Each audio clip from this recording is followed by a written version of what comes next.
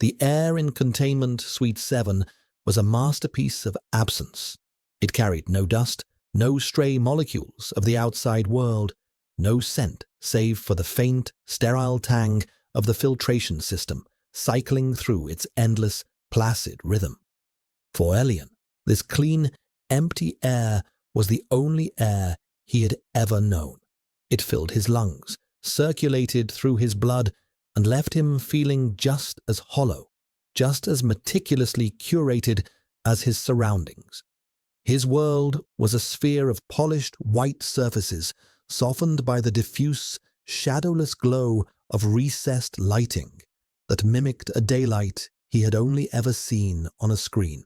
The silence was its own texture, a smooth, heavy blanket that muffled the sound of his own heartbeat, a sound he sometimes pressed his fingers to his wrist to feel, just to confirm the quiet machinery of his own body was still operational. He was a specimen, a rare bloom cultivated in a sterile bell jar, his petals never touched by wind or rain. He understood this not through words spoken to him, for words were often as filtered as the air, but through the way he was handled. The soft-soled shoes of the medtechs, the gentle but firm grip on his arm during bi-weekly assessments, the impassive gaze of the cameras mounted like black pearls in the corners of his ceiling. He was valuable. He was monitored. He was not a person. He was a project, and every project required a warden. His warden was designated Handler Kyle. Kyle was a study in stillness, a figure carved from granite and shadow who occupied the observation alcove just outside the transparent wall of Elian's living space. He did not speak unless a direct, protocol-driven question was necessary. He did not smile. His face, sharp-angled and severe, was a mask of professional detachment. For 22 months, Kyle had been the constant, unmoving feature in Elian's landscape of white. He was the only alpha permitted within a 50-meter radius, his own scent a tightly controlled, almost undetectable thing. A cool, clean note of ozone and something vaguely metallic, like cold steel. It was a scent of discipline, of absolute suppression. Elian often watched him through the crystal-clear wall, watched the way he stood, ramrod straight, for hours without shifting.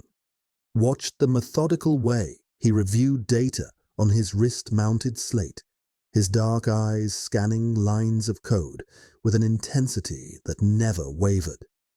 He never looked at Elian for longer than a few seconds at a time, his gaze a clinical sweep, assessing for anomalies, for deviations from the baseline. Elian was the baseline, a flat, unwavering line on a monitor somewhere deep in the heart of the Ethelberg Institute. Kyle was the algorithm that ensured the line never spiked, never dipped. But lately, something was changing. A strange, unfamiliar warmth had begun to coil deep in Elian's belly. A slow, syrupy heat that had nothing to do with the suite's perfect temperature regulation. It was an internal weather system, low-pressure front building in his blood. His suppressants, the daily regimen of pale blue pills that kept his omega biology as smooth and featureless as his environment, felt less effective. The edges of his world, once so sharp and defined, were beginning to blur. A strange restlessness vibrated under his skin, a desire to pace, to move, to do something other than sit and breathe the empty air. And with the heat came a shift in his own scent, a thing he had been trained to perceive as a clinical data point, a biological signature to be managed. The neutral, almost non-existent fragrance that clung to his clothes and skin was deepening, sweetening into something richer, more complex. It was faint, a ghost of a fragrance, but it was there, the scent of rain-soaked earth after a long drought. the scent of crushed clover. He did not have names for these things, only the abstract sensory impression, a genetic memory stirring from a long slumber. Kale noticed it, of course. He noticed everything. Elian saw it in the subtle, almost imperceptible tightening of his jaw as he stood his post one cycle. He saw it in the way Kale's gaze lingered for a fraction of a second longer than usual during his sweep, a flicker of something other than clinical assessment in their depths. It was not interest. It was not concern. It was something colder, recognition, and aversion.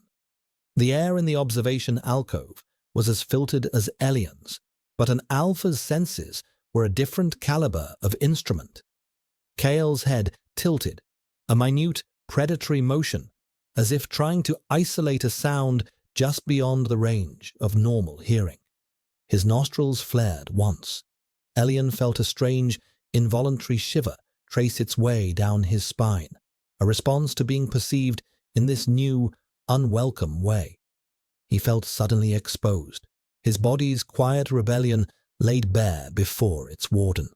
The flat line was wavering, and the algorithm was watching. That evening, a med tech arrived, her face as placid and unreadable as ever, and administered an injection instead of the usual pills. A stronger formulation, she explained, in a voice like brushed steel. A recalibration. Elian felt the cold liquid slide into his vein, a chemical command to return to baseline. He lay on his sterile bed, the shadowless light pressing down on him, and felt the warmth in his belly recede, pushed back by the tide of synthetic order. But it did not vanish. It was still there, a banked ember, waiting for a breath of wind. He looked towards the transparent wall, towards the still, silent figure in the alcove. Kale was watching him, his face unreadable in the dim light, a silhouette of control against a world of white. But Elian could feel his attention, a tangible pressure against the glass, and for the first time it did not feel like the gaze of a warden on his prisoner. It felt like the gaze of a man staring at a ghost. Kyle felt the change in the air long before the Institute's sensors registered the biochemical shift. It was a whisper, a trace element that his own meticulously suppressed instincts snagged from the recycled atmosphere. For years, he had trained himself into a state of sensory neutrality. He ate tasteless nutrient paste. He lived in quarters devoid of personal effects. He scrubbed his skin with unscented soap. He had systematically dismantled every part of himself that was alpha, leaving only the soldier, the handler, the instrument of control. His scent was a fortress, locked down and sterile. He had sworn an oath not to the Institute, but to the ghost that haunted the ruins of his past. He would never bond. He would never allow his instincts to dictate his actions. He would never again feel the catastrophic, soul-shredding agony of a bond snapping. He was a functional void, and that was how he survived. But this scent, it was not the cloying, aggressive perfume of a typical Omega in heat. It was subtle, complex, and deeply unsettling. It smelled of things he had forced himself to forget. It smelled of petrichor, the scent of earth after a first rain, a scent that spoke of life and renewal. It smelled of wild honey and something green and fragile, like a new leaf unfurling. It was a scent of nascent, untamed life, and in the sterile tomb of Ethelberg, it was sacrilege. His first reaction was clinical. He flagged the anomaly. Subject 7, designation alien. Minor biochemical fluctuation detected. Recommend recalibration of suppressant dosage. He filed the report without emotion, his fingers moving deftly over the holographic interface on his slate. He was a machine reporting on another machine's malfunction. But beneath the surface of his discipline, a deeper, more primal part of him stirred. The part he had buried under years of concrete and ice. It recognized the scent not as data, but as a call, a deep, resonant note that vibrated in his bones. He ignored it. He locked it down. He focused on the schematics of the facility's ventilation system, on the patrol rosters, on the endless streams of meaningless data that constituted his work. He was not an alpha. He was an asset, an efficient, unfeeling tool. But the scent lingered. It was too subtle for the filtration scrubbers to eliminate completely. It clung to the air like a fine mist, a phantom presence in the sterile suite. He found his eyes drawn to the figure within the glass walls. Elian, the boy, no, the young man, was a creature of profound and unsettling stillness. He moved with a liquid grace that seemed at odds with the rigid lines of his environment. His pale hair caught the diffuse light, and his eyes, a startling shade of grey, were often fixed on something beyond the white walls, a look of quiet, desperate longing in their depths. Kale had never allowed himself to see the subject as anything more than a collection of biometrics. Now, he was finding it difficult not to see the boy. The recalibration injection failed. The ember in Elian's blood was not doused, it was fanned. The warmth spread, a fever that had little to do with illness. A deep, aching need began to thrum through him, a biological imperative that his conscious, conditioned mind could not comprehend. His body was preparing for something, building a nest of heat and scent and desperate want. The scent of rain and clover intensified, now laced with a sweeter, more urgent note of nectar. He felt raw, his skin hypersensitive to the touch of his simple tunic, his ears picking up the low hum of the facility's life support systems with painful clarity. The world was too loud, too bright, too empty. He curled on his bed, a knot of quiet misery, his body betraying him, screaming a language he didn't understand for something he couldn't name. Through the glass, Kyle watched. The professional mask was still in place, but inside, a war was raging. The scent was a physical force now, pressing against his defenses, seeking out the cracks in his armor. It was pulling at him, a silken thread wrapped around his gut, tightening with every pained breath the Omega took. It wasn't just lust. It was something far more dangerous. It was a scent of perfect compatibility, a key designed for a lock he had sworn to keep rusted shut. It resonated with the hollow space inside him, the phantom limb of his broken bond, making it ache with a fresh, terrible grief.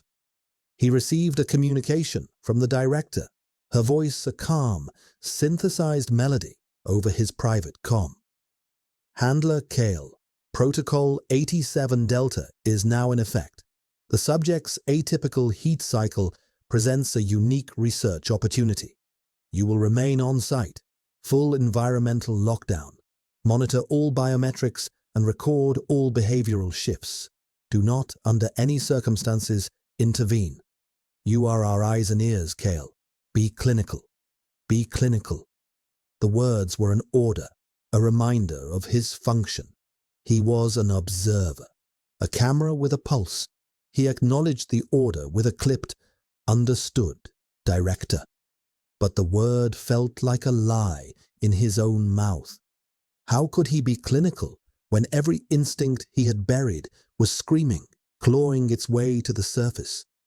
The Omega on the other side of the glass was in distress. A deep, instinctual part of him, the part that was meant to protect, to soothe, to provide, was roaring in protest at his inaction. He gripped the edge of his console, his knuckles white, and forced himself to breathe. In, out, a controlled, measured rhythm. He was handler Kyle. He was in control. But the scent of rain was getting stronger, and he felt a storm gathering behind his own eyes.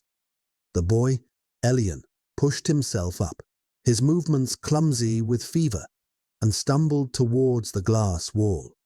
He pressed his hand against it, his grey eyes clouded with pain and confusion, and looked directly at Kyle. Not at the handler, not at the uniform, but at him. It was a look that asked a question Kyle had no answer for, a plea that his own fractured soul echoed in perfect, terrifying harmony. The lockdown was in effect. There was no escape, not for Elian, and not for him. The change from preheat to heat was not a gentle transition. It was a rupture. One moment, Elian was a vessel of simmering, confused heat. The next, he was the heat itself. A wave of fire crested and broke inside him, washing away the years of placid conditioning, erasing the sterile white walls, dissolving everything into a maelstrom of pure, unadulterated sensation. His body arched on the bed, a silent scream caught in his throat. The ache in his belly was no longer an ache. It was a clawing, desperate emptiness.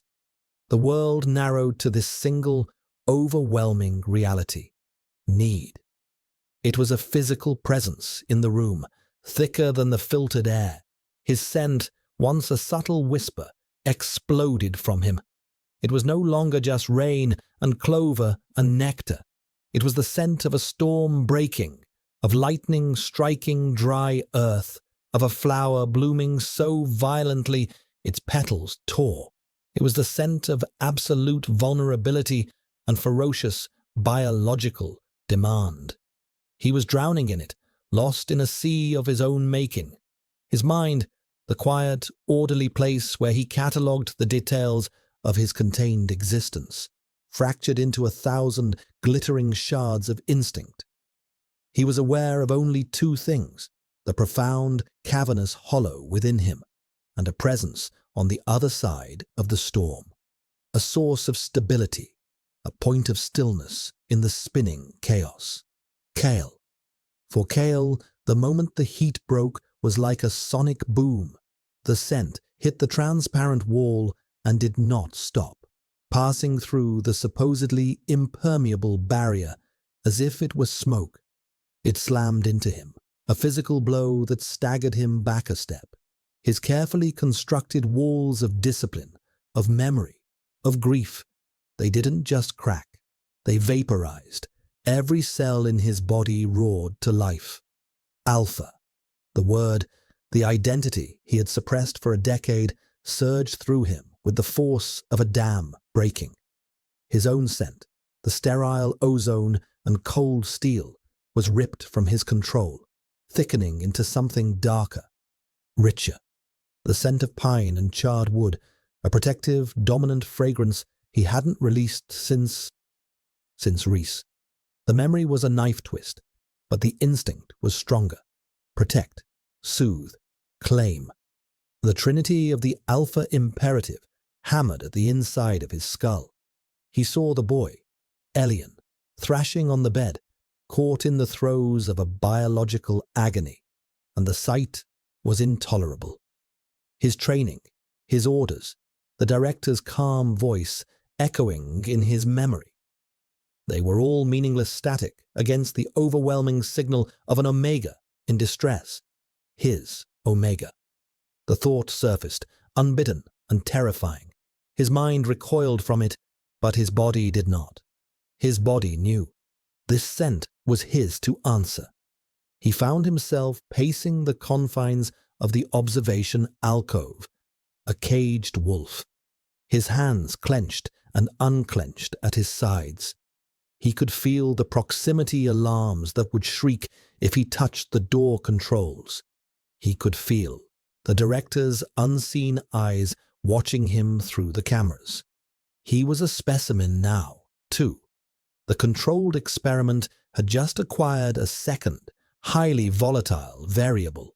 He forced himself to stand still, to breathe through the fire in his veins. He catalogued Elian's symptoms as the protocol demanded, his voice a low, strained monotone as he dictated into his wrist slate. Subject's core temperature is elevated. Heart rate is erratic. Dermal flush is present across the chest and neck. Vocalizations are non-verbal, indicative of extreme distress. Distress. The clinical word was a mockery of what he was witnessing. This was not distress. This was torment. And he was ordered to stand by and observe it, to record it like some cold, detached god. Irony, dark and bitter, coiled in his gut. The Institute, this place of absolute order, had created a situation of perfect, beautiful chaos, and had trapped him in the heart of it. He was not a warden. He was a test subject. Elian cried out, a raw, broken sound that cut through the silence and straight into Kale's soul. He pushed himself off the bed, crawling on hands and knees towards the transparent wall, his movements uncoordinated, driven by pure instinct. He was seeking something, shelter, comfort, an anchor. He reached the wall and pressed his forehead against the cool, smooth surface, his body trembling violently. His slick, dampened scent was a palpable haze in the room, a plea made manifest. His grey eyes, dilated and unfocused, found Kyle's. They were no longer the eyes of a specimen. They were the eyes of a living, breathing creature in the deepest extremity of need, and they were fixed on him. Kale's breath hitched.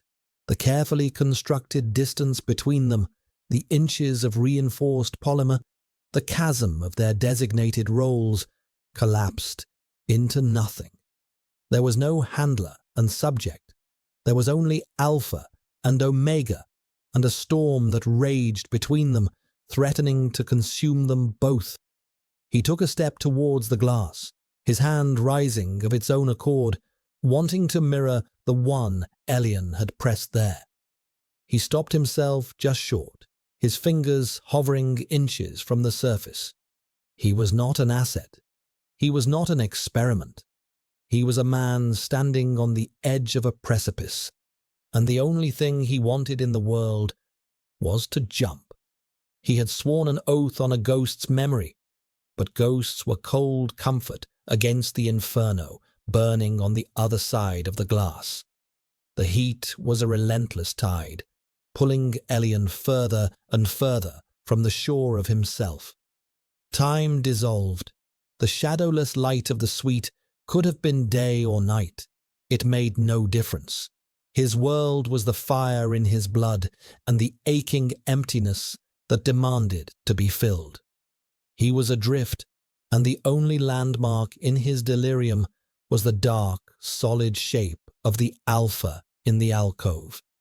He was a lighthouse in the storm, the source of that other scent, the one that was not his own, the one that promised stability and safety, pine and smoke. It was a scent that grounded him, a deep bass note beneath the high, frantic melody of his own need. He didn't understand the complex interplay of biology and destiny that was unfolding. He only understood the raw, desperate craving for proximity. He remained pressed against the glass, his cheek now resting on the cool surface, a small reprieve from the fever that consumed him. He watched the Alpha. He saw the tension in the man's shoulders, the rigid set of his jaw. He saw the war being fought in the tight clench of his fists. He didn't see a handler. He saw a fellow prisoner, trapped in the same storm, just on the other side of the wall. Kale's control was fraying, thread by thread. The scent, the sight, the sound of Elian's distress. It was a systematic assault on every defense he had. He could feel his canines aching in his gums, the urge to bite, to mark, to claim what was his becoming a physical pain. He paced the length of his small enclosure, the 4 steps back and forth, a desperate attempt to burn off the primal energy surging through him. He was a wolf in a 3-by-3-meter cage. The director's voice came over his comm again, as serene as ever. "Report, handler." Kale stopped, his back to the glass wall. He squeezed his eyes shut. "Subject's condition is unchanged," he ground out, the words tasting like ash. "Vital signs remain elevated but stable. The cycle is progressing as projected." A lie. Nothing about this was projected. The intensity, the purity of Elian's scent, the violent pull it exerted on him. It was an anomaly of the highest order. "Excellent," the director purred. "Maintain observation. Your own biometrics are showing signs of sympathetic resonance. This is valuable data, Kale. Do not resist it. Simply allow us to monitor the process." Allow them. They were watching him, dissecting his reaction, his struggle. He and Elian were 2 sides of the same experiment, 2 rats in a meticulously designed maze. The cold fury that washed through him was a welcome antidote to the heat. It cleared his head for a moment, gave him a shard of his old self back. He was a tool, and they were using him to measure the suffering of the boy on the other side of the glass. A soft, desperate sound drew his attention. Elian was making small, whimpering noises, his hands now flat against the glass, fingers spread. He was pushing weakly, as if he could somehow phase through the solid barrier. "Please," he whispered, his voice hoarse, broken. It was the first word he had spoken in hours. It was not a word of the conscious mind. It was a word from the soul. A pure, simple plea that bypassed every layer of Kyle's training and went straight for the hollow place where his bond used to be. "Please. Hurts." That was it. That was the end. The oath he had made over Reese's cold body. The vow to never feel, to never connect, to never be responsible for another's heart. It was just dust. A memory of a promise made by a man who no longer existed. This was not the past. This was now. This was a living, breathing person in agony. And he was the only one who could stop it. The director's orders, the years of self-imposed exile, the fear of that soul-shattering pain. It all fell away. There was only the Omega's plea and the Alpha's undeniable, irrevocable answer. He strode to the control panel for the suite door. His hand hovered over the release. He knew the consequences. He would be reclassified, decommissioned. He would be throwing away the empty, safe life he had built for himself. He would be breaking his vow to a ghost. But as he looked at Elian, at the raw, unguarded trust in those fever-bright eyes, he knew he was also breaking a vow to himself. A vow to never live again. The director's voice crackled in his ear. "Handler Kale, what are you doing? Stand down. That is a direct order." He ignored it. He pressed the release. The door hissed open. The moment the barrier between them dissolved, the world changed. The scent, which had been a powerful but diffused presence, became an atmosphere, a physical medium he had to move through. It coated his tongue, his skin, the inside of his lungs. It was intoxicating and terrifying. Elian, who had been leaning against the door, stumbled forward as it slid away, his balance gone. Kale caught him. The first touch was electric. Elian's skin was fire, radiating a heat that had nothing to do with fever and everything to do with life. He was trembling, a fragile weight in Kale's arms. Elian looked up, his grey eyes wide, confused, searching Kale's face. He let out a soft, sighing sound, a noise of pure relief, and sagged against him, burying his face in the crook of Kale's neck. He inhaled Kale's scent, the pine and smoke, as if it were oxygen after being held underwater. The effect was instantaneous. The violent trembling eased. The frantic edge to his breathing softened. Kale stood frozen for a moment, the Omega in his arms, the open door behind him, the silent alarms no doubt screaming in some central control room. He had crossed the line. There was no going back. He wrapped his arms around Elian's slim body, holding him close, a gesture of pure, unthinking instinct. He was not a handler. He was not an observer. He was an alpha, and he was shielding his Omega from the storm. He lowered them both to the floor, settling with his back against the wall, cradling Elian in his lap. He began to release his own scent, not the locked-down, sterile version, but the real one, the deep, calming pheromones that spoke of safety, of sanctuary. He let the scent of pine and charred wood fill the small space around them, a blanket to ward off the fever. Elian melted against him, his body going lax with trust. He was not claiming. He was not taking. He was giving. He was offering a moment of peace in the heart of the inferno. And as he held the boy, the ghost of his past rose up to meet him, not with accusation, but with a sorrowful, understanding silence. The vow was broken. A new one, unspoken and terrifying, was beginning to form in its place. The touch was an anchor, the scent a sanctuary. As Kale held him, the firestorm of the heat did not vanish, but its nature transformed. The frantic, clawing desperation receded, replaced by a deep, resonant thrum of connection. The aching hollowness inside Elian was no longer a void, but a space waiting to be filled, and the presence of the alpha against him was the beginning of that fulfillment. He was still feverish, his thoughts still a disjointed tapestry of instinct and sensation, but a sliver of his conscious self returned, drawn to the surface by the profound sense of safety. He was aware of the strong arms around him, the solid wall of a chest at his back, the steady, rhythmic beat of a heart against his ear. It was the most profound physical contact he had ever experienced. All his life, touch had been clinical, fleeting, and impersonal.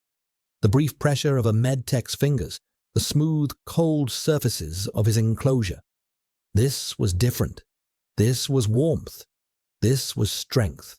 This was shelter. He didn't have a word for it, but his body understood.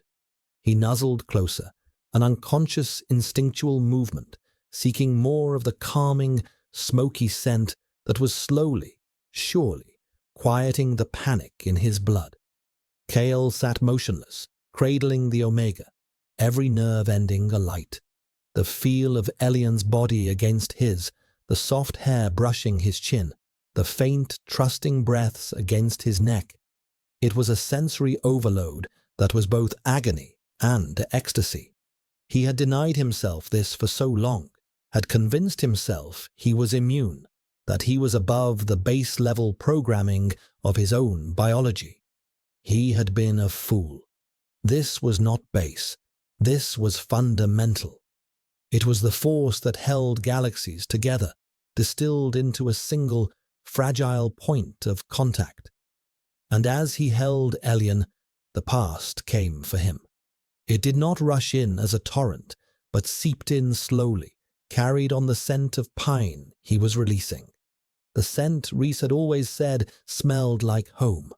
The memory unspooled behind his closed eyes, not as a narrative, but as a series of sense impressions, sharp and painful as glass shards. Reese laughing, his head thrown back, sunlight catching in his copper-colored hair. The scent of him, clean and bright, like fresh linen and citrus. The feel of his hand, smaller than Kale's, fitting perfectly in his grasp. They had been young, stupidly idealistic, believing the Institute was a place of science and progress, a place that would help them understand and control their bond, make it something sanctioned and safe.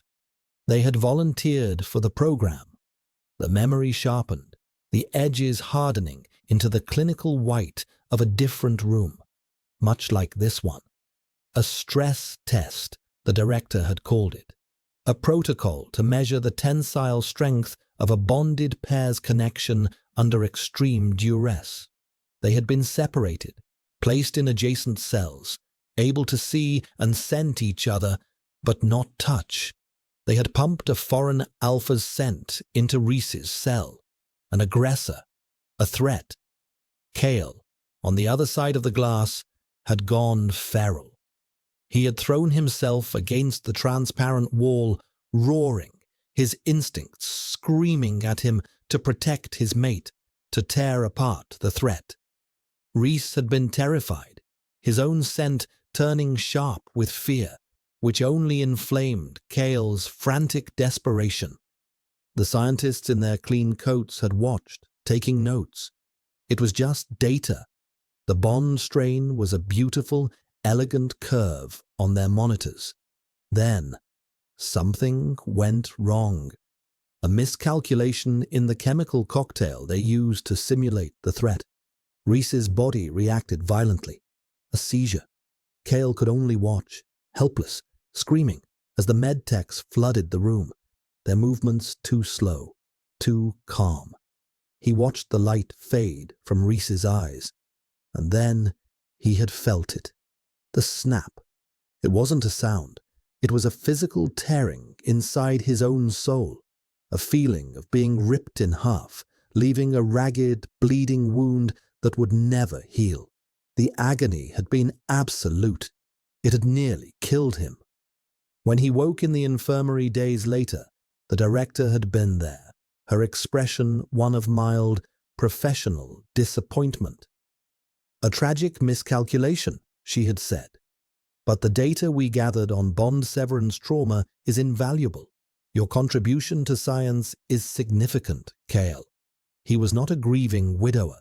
He was a data point. He had died in that moment. The man who was Kyle, the one who loved and laughed and believed in things, was gone. In his place was a shell, a handler, an instrument that felt nothing. He took the post guarding the Institute's most valuable assets because it was a penance. He would surround himself with the biology he had come to loathe, and he would master it through sheer force of will. He would be the ultimate warden of the very thing that had destroyed him. He would never bond. He would never feel that connection. He would never, ever allow that kind of pain to exist in the world again, if he could help it. A soft sound from the Omega in his arms pulled him from the wreckage of his memory. Elian shifted, turning his face to look up at him. His grey eyes were clearer now, the feverish haze receding, replaced by a dawning, fearful lucidity.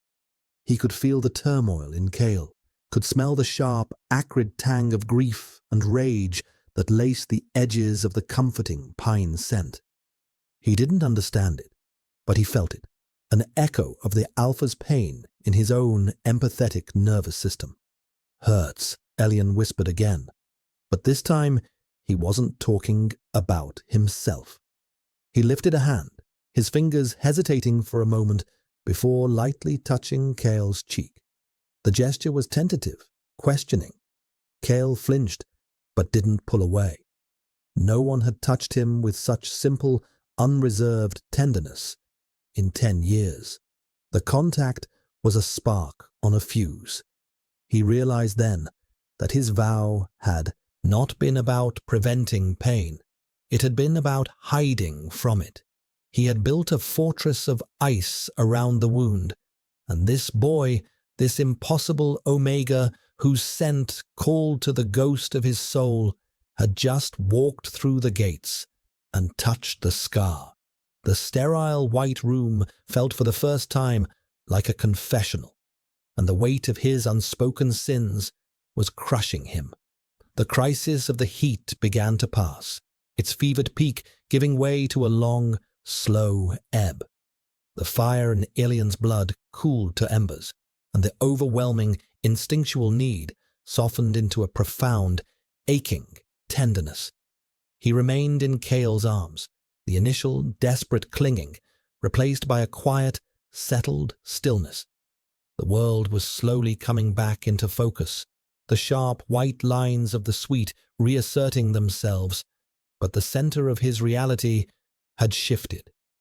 It was no longer the room. It was the man holding him.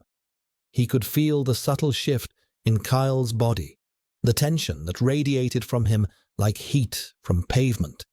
He could smell the complex layers of his scent. The dominant note of pine and smoke was a comfort, but beneath it lay the bitter scent of old pain, like wet ash, and a sharper, more dangerous tang of barely suppressed fury. Elian did not understand the source of the Alpha's turmoil, but he recognized its shape. It felt like his own loneliness, magnified and hardened into something sharp. For the first time, he felt a connection to another being that wasn't based on hierarchy or function, but on a shared, unspoken brokenness. He was not just a subject, and Kale was not just a handler. They were two solitary creatures who had, by some strange twist of fate, found a moment of shelter together. Kale did not move. He let the boy lie against him, his mind a battlefield. One part of him, the soldier, the handler, was screaming at the monumental breach of protocol. He had abandoned his post. He had made contact with the subject. He had compromised the experiment. He was, by every definition the Institute recognized, a failure. The consequences would be severe: reconditioning, reassignment to some forgotten, lightless sector, decommissioning. But the other part of him, the part he had thought long dead, the Alpha, felt a grim, defiant satisfaction. He had followed a deeper protocol. He had answered the plea of an Omega in distress. He had chosen humanity, however flawed and painful, over sterile function. He looked down at the pale head resting on his chest and felt a surge of protectiveness so fierce it stole his breath. This boy, with his quiet grace and his scent of rain, was not a project. He was not a collection of valuable genetic markers. He was a person, trapped in a cage, and Kale had just willingly stepped inside it with him. He was no longer a guard. He was a fellow prisoner. He began to notice the small details he had trained himself to ignore. The faint, almost invisible scar above Elian's left eyebrow. The way his long fingers curled slightly when he was at rest. The subtle, tired bruising under his eyes that spoke of a deep and abiding weariness. He had observed this boy for nearly 2 years, cataloguing his every breath, his every meal, his every sleep cycle, but he had never truly seen him. Until now. The intimacy of their proximity was a revelation. He could feel the delicate flutter of the alien's pulse through the thin fabric of his tunic, a fragile, persistent rhythm. The director's voice had been silent for some time. He knew he was still being watched. This too was now part of the experiment. Stage 2. Observe the consequences of unsanctioned bonding behavior.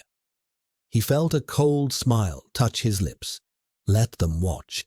Let them gather their precious data. They could record the physical facts of it, but they could never understand the truth of it. They could never quantify the silent conversation passing between an Alpha's protective scent and an Omega's trusting surrender. Slowly, deliberately, Kale began to assert his will against the Institute's control in small, meaningful ways. The room was kept at a constant, clinically optimal temperature, but Elian's skin still felt too warm, his body struggling to regulate itself after the fever of the heat. Using his command clearance on his wrist slate, Kale accessed the suite's environmental controls. He lowered the ambient temperature by 2 degrees. A small act of defiance, a whisper of rebellion, an alarm, soft and unobtrusive, chimed on his slate. Unauthorized environmental deviation. He ignored it.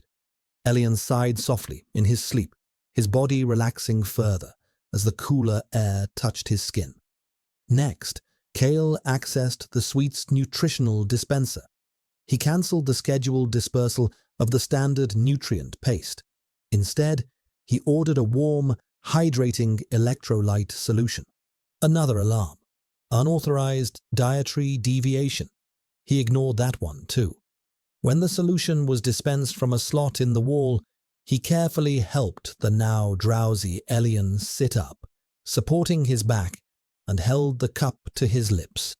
Elian drank, his eyes fluttering closed, a flicker of gratitude on his face. These were not the actions of a handler.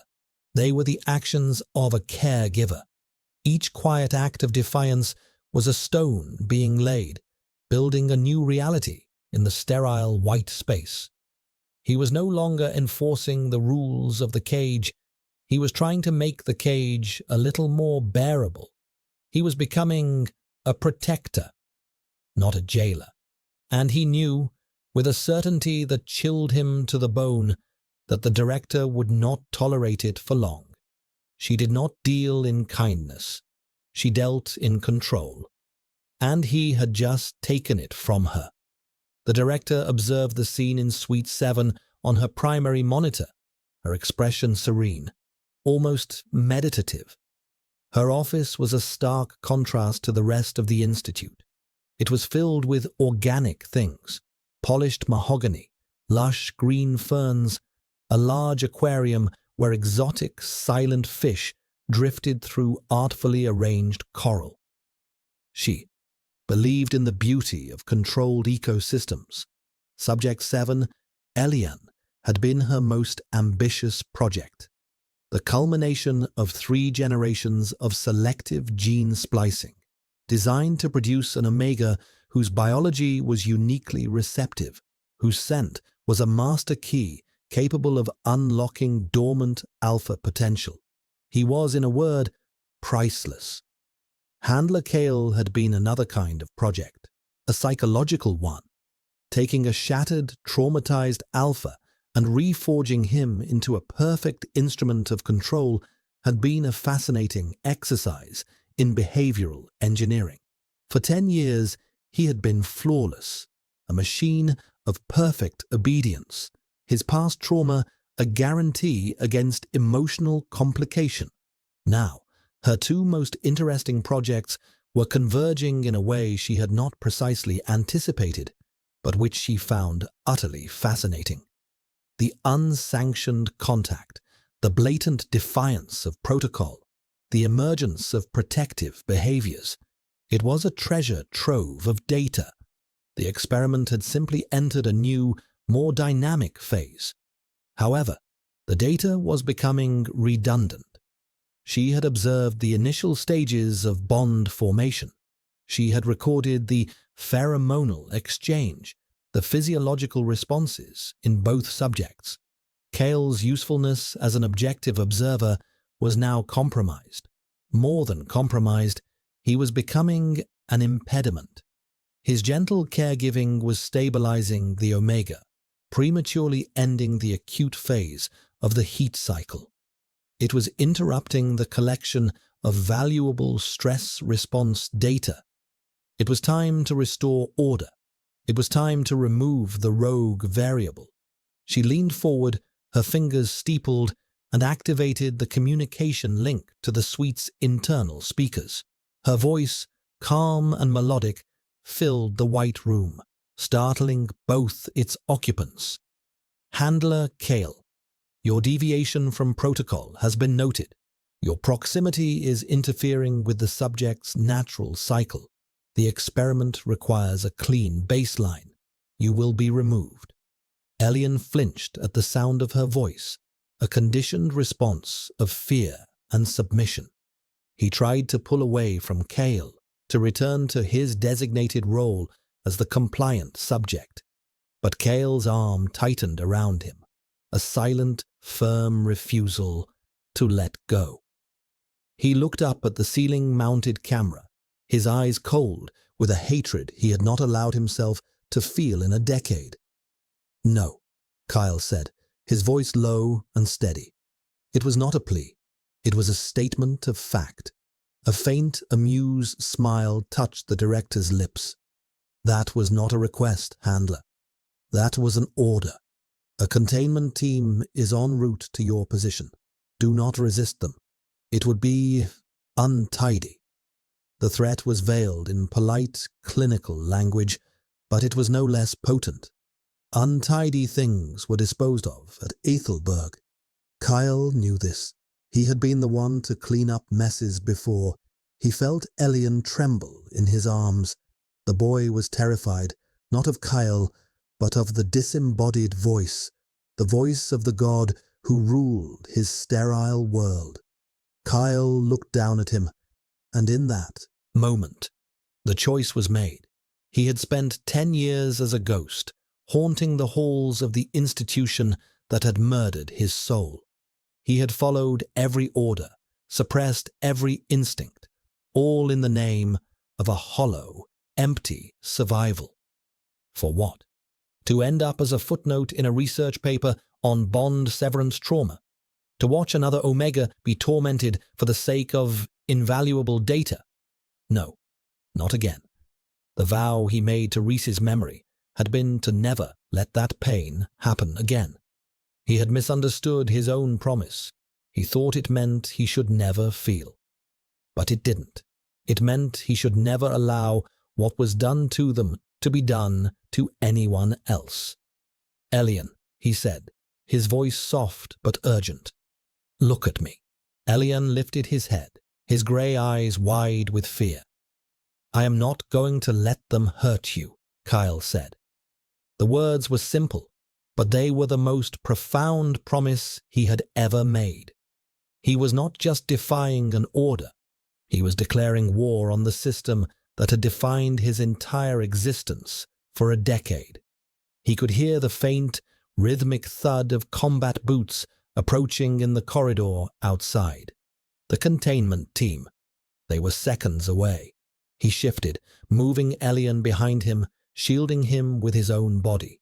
He rose to his feet in a single, fluid motion, his posture no longer that of a handler, but of a warrior. The alpha he had kept chained in his soul for 10 years was finally, completely, free. And it was furious. The door to the suite hissed open, and 2 figures in black tactical gear entered, stun batons raised. They were alphas, their sense chemically suppressed but still present, a faint, acrid smell of aggression. "Handler Kale," the lead operative said, his voice flat and dehumanized by his helmet's modulator. "Come with us. Now." Kale didn't answer with words. He answered with a snarl, a deep guttural sound that vibrated in the sterile air. His own scent flooded the room, no longer just pine and smoke, but a declaration of dominance and raw, untempered rage. A challenge. The operatives hesitated for a fraction of a second, their own instincts recoiling from the sheer, unexpected ferocity of the alpha before them. That hesitation was all Kale needed. He moved. The fight was a blur of brutal, efficient violence. Kyle was not just a handler. He was a former special operative, trained in every form of combat the Institute deemed necessary for its high-level enforcers. He had been their most effective weapon. Now, he turned that weapon against them. He moved with a speed and precision that the containment team was not prepared for. He disarmed the first operative with a sharp, jarring blow to the wrist, sending the stun baton clattering to the floor. He used the man's own momentum to slam him into the wall, a sickening crunch echoing in the small room. The second operative lunged, but Kale was already moving, spinning inside the man's reach. A palm heel strike to the chin, followed by a crippling blow to the knee. The man crumpled. It was over in less than 5 seconds. 2 highly trained alphas neutralized. Kyle stood over them, his chest heaving, the adrenaline of combat afire in his veins. He was not a handler. He was not an experiment. He was a reckoning. He turned back to Elian, who was staring, his eyes wide with a mixture of terror and awe. He had only ever known Kale as a figure of absolute stillness. To see him explode into such controlled, deadly motion was like watching a statue come to life. Kyle's face was hard, his eyes blazing, but when he looked at Elian, some of the ferocity softened. He reached down and pulled one of the tactical vests off the unconscious operative. "Put this on," he ordered, his voice still rough with adrenaline. He then stripped the other operative of his sidearm and a spare energy pack. He knew this facility better than anyone. He knew its patrol schedules, its security blind spots, its emergency protocols. He had designed some of them himself. The irony was a bitter pill. He was a ghost in this machine, and now he would use that knowledge to tear the machine down from the inside. "We have to go," he said, pulling Elian to his feet. "Now." Elian, still shaky from the heat and the shock, nodded, his mind struggling to keep up with the sudden, violent shift in his reality.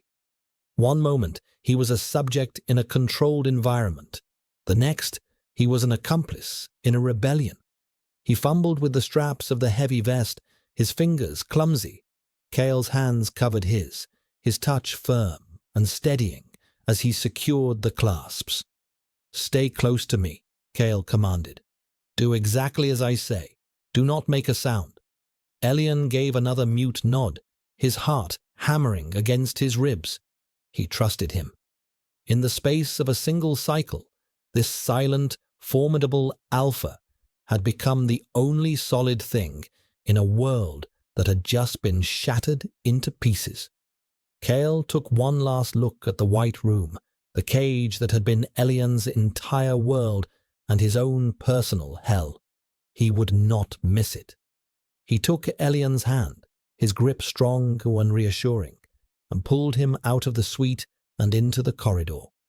The long, white hallway stretched before them, silent and empty, but Kyle knew it was the calm before the storm.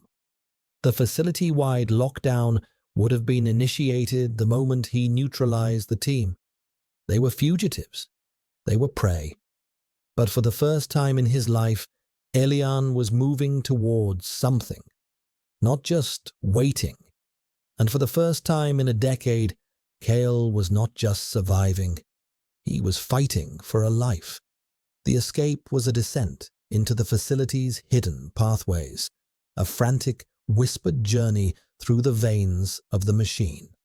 Kyle moved with the confidence of a predator in its own territory, his senses on high alert.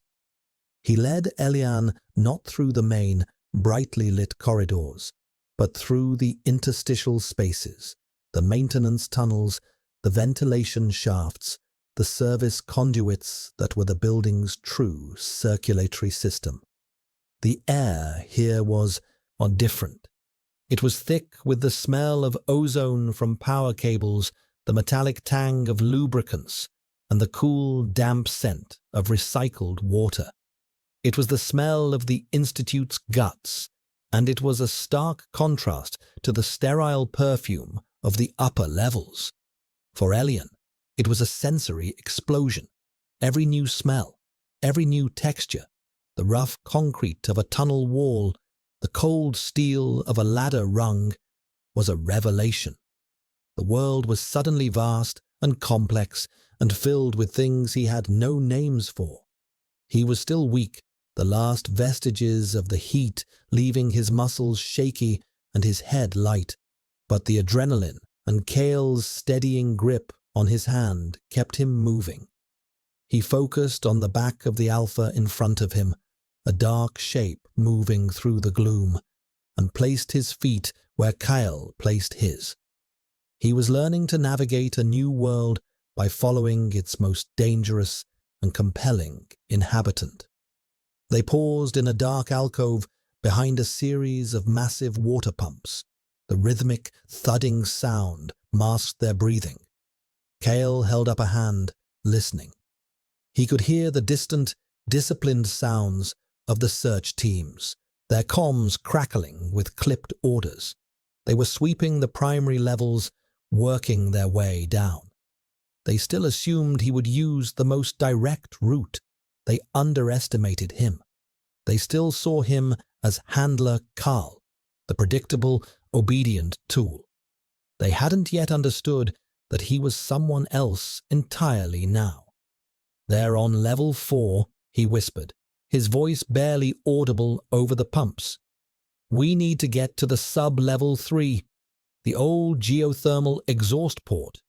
It hasn't been used in years, but it vents to the surface, half a kilometer from the perimeter."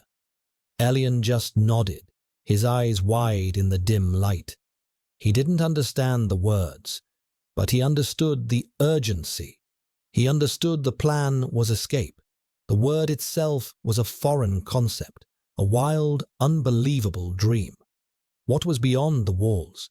He had seen images on screens, trees, sky, oceans, but they were abstract concepts, as unreal as the mythical creatures in the storybooks he was sometimes allowed to read.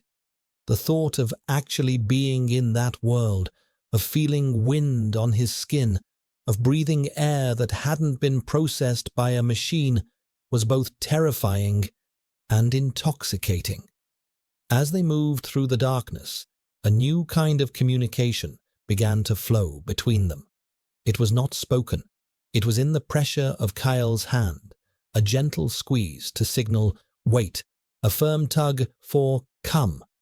It was in the way Elian learned to anticipate Kyle's movements, to step when he stepped, to flatten himself against a wall when Kyle did. And it was in their sense. Kyle's scent was a shield, a controlled broadcast of calm and authority that masked the undercurrent of his focused rage. Elian's scent, no longer frantic with heat, had settled into something soft and uncertain, the scent of rain-soaked earth, now tinged with the sharp ozone of fear. But when he was close to Kale, his scent calmed, the earthy note deepening, harmonizing with the alpha's pine and smoke. They were a bonded pair, not by a bite, not by a claim, but by a shared purpose in the heart of a shared danger. They were becoming a single entity, moving through the darkness.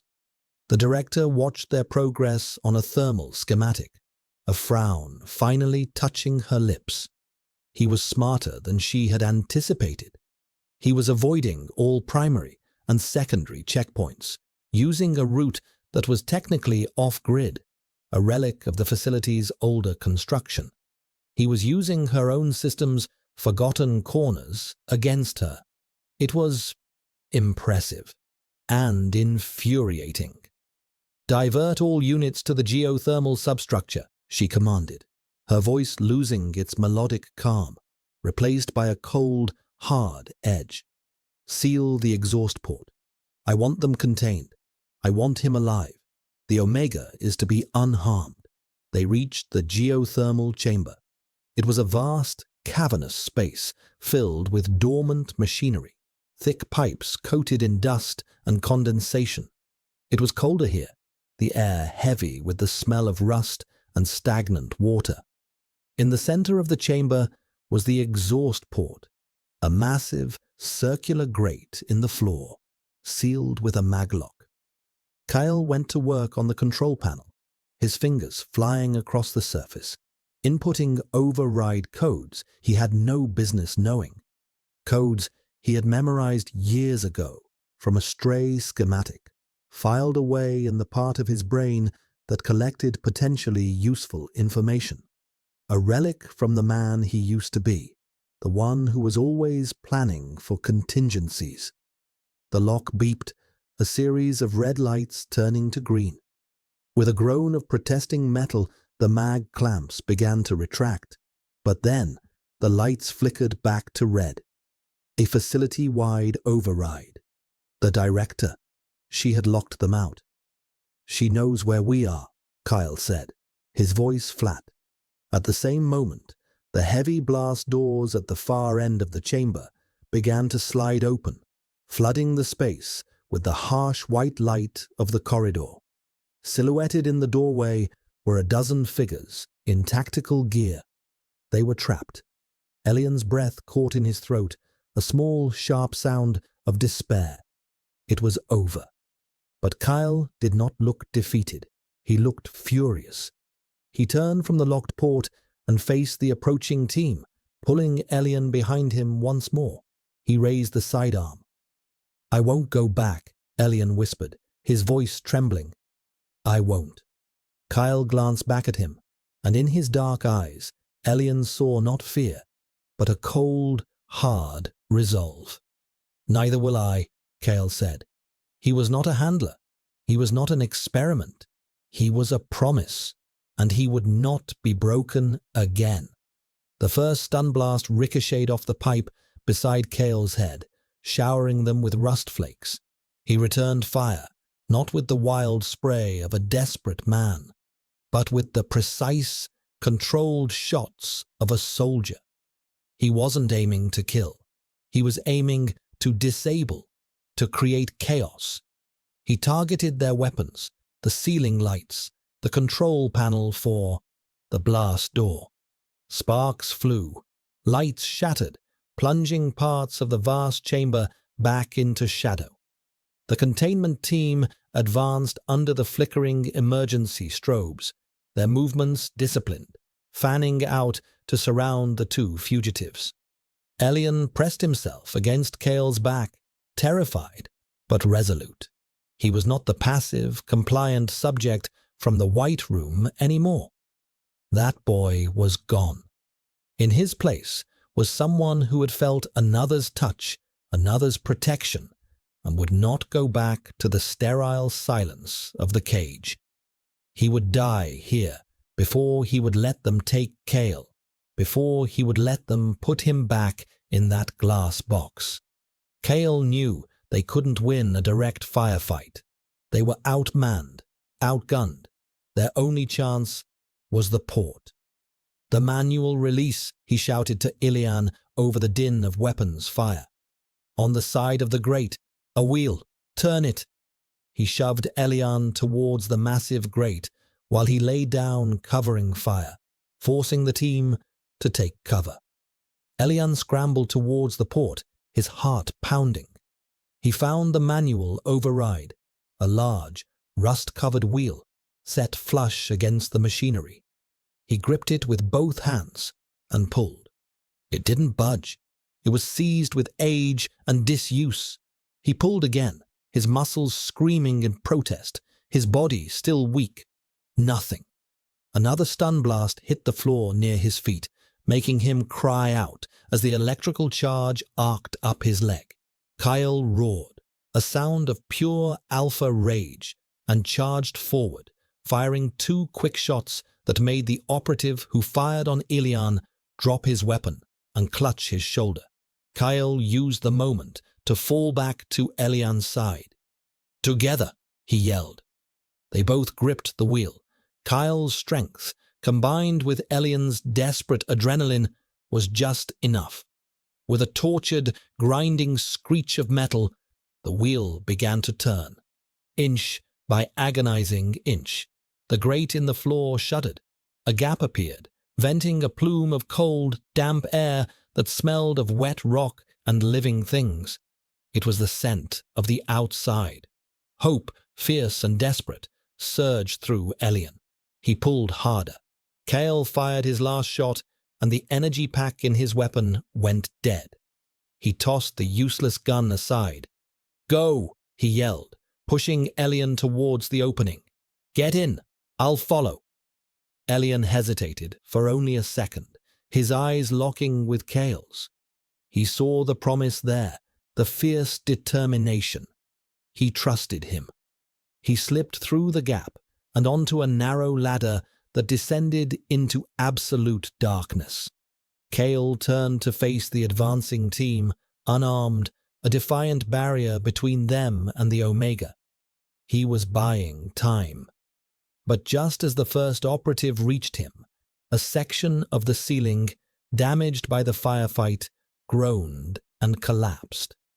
A massive pipe and a shower of concrete came crashing down, not on Kale, but directly in the path of the containment team, blocking their advance with a wall of impassable debris. A fluke. A miracle. Kale didn't waste it. He spun around and launched himself through the opening, pulling the heavy grate shut behind him just as the emergency blast shield slammed down over the debris, sealing the chamber. They were through. They were safe. For now. The climb down the ladder was terrifying. The shaft was pitch black, and the air was cold and damp. The only sound was their ragged breathing and the drip of water somewhere in the darkness. Kale was right behind Elian, a warm, solid presence, his hand occasionally touching Elian's back to steady him. After what felt like an eternity of descent, their feet touched solid ground. They were in a narrow, circular tunnel, carved from raw rock. A faint, cool breeze moved through the space, carrying with it the scent of pine needles, damp earth, and something else, something vast and clean and wild. The sky. Kale took out a small emergency light from the tactical vest and switched it on. The narrow beam cut through the darkness, illuminating the rough-hewn walls of the tunnel. "This way," he said, his voice echoing in the confined space. They followed the tunnel as it sloped gently upwards. The air grew fresher, the scent of the outside world stronger. Elian could feel a strange vibration in the air, a low hum of life that was utterly alien to him. Then he saw it, a circle of pale grey light ahead of them. The exit. Kale switched off his light, and they moved the last few meters in the growing dawn. They emerged from the mouth of the tunnel into a thicket of ferns, the ground soft and damp with dew beneath their feet. Elian stopped, his breath catching in his throat. They were in a forest. Towering trees, bigger than anything he had ever imagined, formed a dense canopy overhead, their leaves whispering in the gentle breeze. The air was alive with a symphony of sound, the chirping of unseen birds, the rustle of leaves, the distant rush of water, and the scents, a million different scents, rich and complex and overwhelming. Damp soil, decaying leaves, pine resin, the fragrance of tiny white flowers growing near his feet. It was too much. It was wonderful. He reached out a trembling hand and touched the rough bark of a tree, feeling its solid, living texture. He looked up, through a gap in the leaves, and saw the sky. It wasn't the flat, perfect blue of a screen. It was a soft, pearlescent grey, streaked with pink and gold as the sun began to rise. It was vast and deep and real. A single tear traced a path through the grime on his cheek. Kyle stood beside him, watching him, his hard expression softening. He was watching Elian experience the world for the first time. The sight was a balm on his own raw, wounded soul. He had not just freed a prisoner. He had given a soul its universe. They were fugitives. The Institute would hunt them. Their future was a vast, terrifying unknown. But as the first rays of direct sunlight broke through the canopy and warmed Elian's pale face, Kyle knew he had finally, after 10 long years, done the right thing. The bond between them, not yet sealed, but already unbreakable, shimmered in the morning light. It was not a chain of instinct. It was a covenant of shared freedom. They were scarred. They were hunted. But they were together. And for the first time, the path ahead of them was their own.